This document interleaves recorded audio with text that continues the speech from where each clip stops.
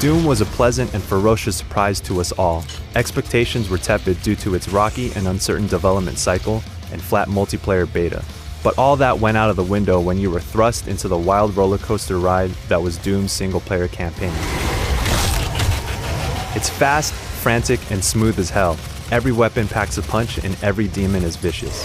It reveled in the simplicity of classic run-and-gun gameplay, but added modern touches like weapon modifications and upgrade paths for abilities. Glory kills for health and chainsaw kills for ammo added a strategic layer to combat.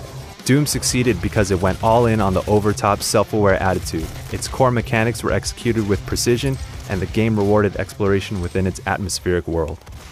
Civilization is one of gaming's marquee strategy franchises, and PC gamers were granted another amazing entry into the series. Civ 6 retains its underlying 4X strategy formula, but enriches its mechanics and systems. Unstacked cities made turn-by-turn planning more nuanced. Diplomacy was better implemented, and could be used to exchange luxury goods to keep citizens happy and establish trade routes to enrich everyone involved. If you conduct yourself well, you can consider us friends. The civics research tree, which now runs parallel to the technologies tree, added deeper options for players seeking cultural victories. All these tweaks refined the strategy experience, which already had a strong foundation. It's arguably the most complete base Civilization game to date. While other shooters went to the future this year, Battlefield 1 returned to an era of the past, albeit a dark and grim one. Oh, shit! I got this! Hang on! The detailed ambient sound design, paired with the explosions and gunfire, capture a gruesome atmosphere that complements its bleak, beautifully destructive environments and jaw-dropping visual fidelity. The single-player campaign handled the weight of World War I with respect. Each vignette that portrayed the Great War gave players insight to its brutality, scale, and effect on human lives.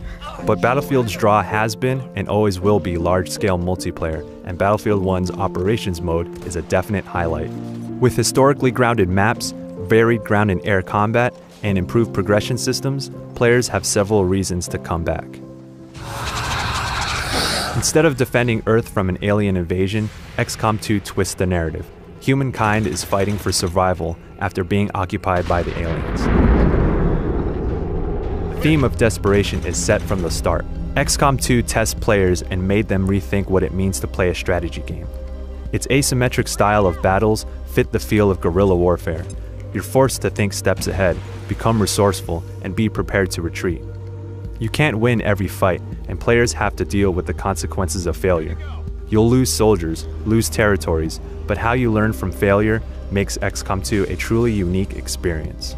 It's all wrapped into a cohesive, fun, and rewarding package that is an outstanding addition to one of PC's most acclaimed franchises. Overwatch revolutionized class-based team shooters. Each character was crafted with tremendous thought and detail, not only in their aesthetic, but in their in-game abilities as well.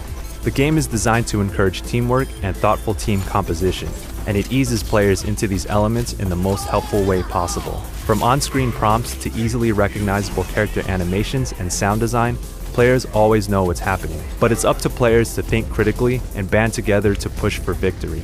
It's easy to learn, hard to master.